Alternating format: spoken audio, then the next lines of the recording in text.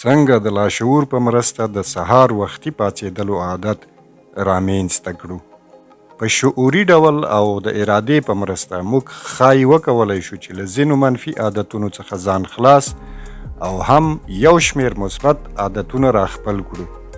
لیکن دا ډېر ستړی، زړه وهونکی او عملاً ډېر سخت کار دی او ډېر کله دغه ډول هڅې د ناکامۍ سره مخ کیږي. خو موږ په خپل ځان کې یو بل ستر طاقت هم لرو چې که د هغه د کارولو په هنر ځان خبر او پوه کړو نو موږ به په ډېره اسانۍ د خپل ژوند ډېرې ستونزې حل او په یو کامیاب او وتلي شخص به تبدیل شو. دغه لوی طاقت ته موږ لاشعور وایو، انګریزي کې ورته سبکانشس او ایرانی فارسی کې ورته شعور ناآگاه یا ضمیر ناآگاه وایي. لاشعور زموږ د شعور یوه اساسي برخه او زموږ د شخصیت د ټولو اړوند اجزاو یو ستر زیرمتون دی. لاشعور دومره مهم مفهوم دی چې کتابونه پرې لیکل شوي دي، خو د هغه ټول رازونه تر اوسه هم پیژندل شوي نه دي او اوس هم ورباندې څېړنې روانې دي.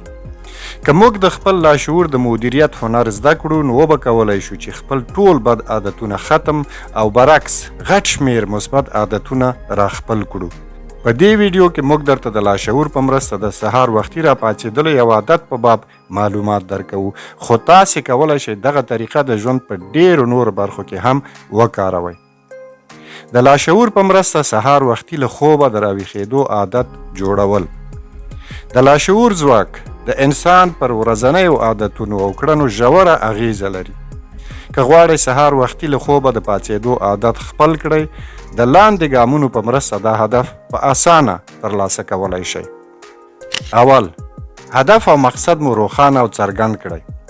ولې او په کوم نیت غواړئ چې سهار وخته راویښ شئ؟ وخته راویښېدلو کې ستاسې څه ګټې دي؟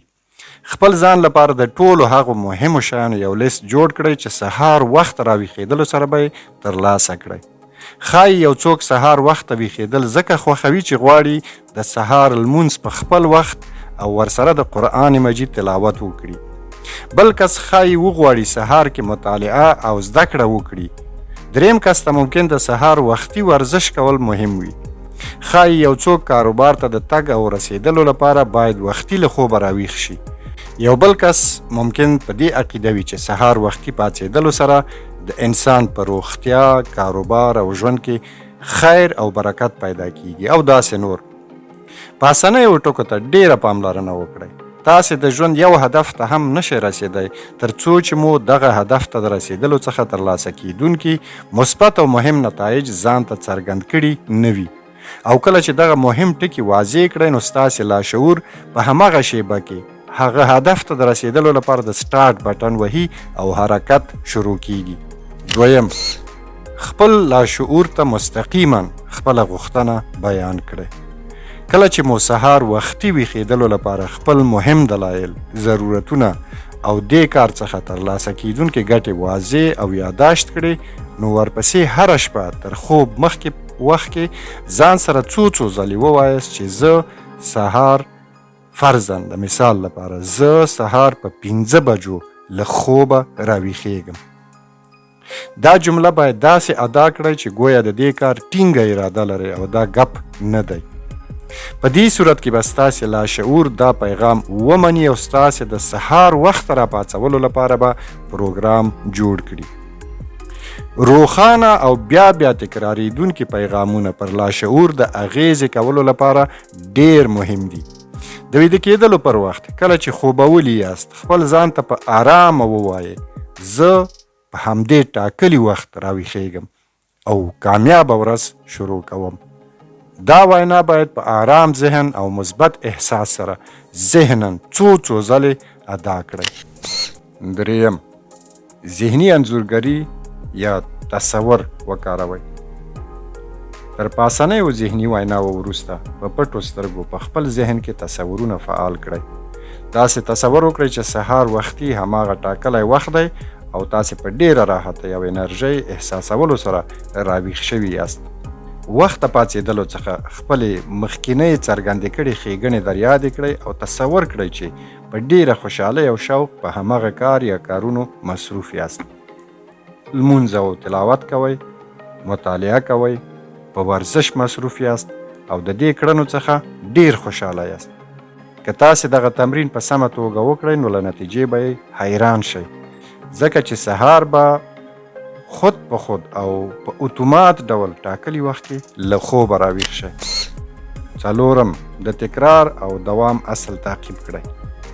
پر خپل ذهن باور وکړئ چې ستاسو لاشعور به تاسې په ټاکلي وخت کې راویښ کړي. په ساده ټکو، تاسې په ځان کې د ویښونکي ساعت په څیر د یو داسې ذهني وسیلې پر شتوالي باور وکړئ چې تاسې به په ټاکلي وخت په ډیره اسانۍ له خوبه راویښ کړي. صرف باور وکړئ. ستاسې په شخصیت کې داسې یو حکمت شته چې د باور پر بنیاد کار کوي. یعنی تاسې هڅه وکړئ چې په دې باور ولرئ چې دغه شی به تاسې راویښ کړي او داسې باور کولو سره به 100 په 100 کې همغه کار وشي. تاسې به سهار بې له کومه فشاره او خود په خود له خوبه راویښ شئ او کله چې ساعت ته وګورئ نو حیران به شئ، ځکه چې په ساعت کې به کټ مټ همغه وخت وي په کم چې تاسې غوښتل راویښ شئ. هره شپه د خوب تر مخه دا عادت تکرار کړئ تر څو ستاسې ذهن ورو ورو د دې سپارښتنو سره عادت شي. که په لومړۍ ورځو کې دغه کار ونه شي نو هیڅ خبره نه ده، ځکه چې د لاشعور ځانګړتیا داسې ده چې په سطحي او سرسري غوښتنه عمل نه کوي. هغه وخت ستاسې غوښتنه جدي او مهمه ګڼي کله چې تاسې څو شپې یا څه وخت په مسلسل او پرلپسې ډول هغه تکراروئ او خپله کلکه اراده څرګندوئ. بالاخره لاشعور دغه وظیفه قبلوي او د هغې په عملي کولو شروع کوي. نو که اولو ورځو کې نتیجه نه وي هیڅ تشویش مه کوئ، بلکې هماغسې په ټینګار دوام ورکړئ. ډیر ژر به یې حیرانونکي نتایج ووینئ. ډیرو خلکو چې دغه تمرین یې کړی دی له نتیجې څخه یې ګوته په غاښ دي. هغوی وایي چې سهار وختي مو غوږ ته داسې غږ راغلی چې وایي پاڅېږه او موږ پاڅېدلي یو.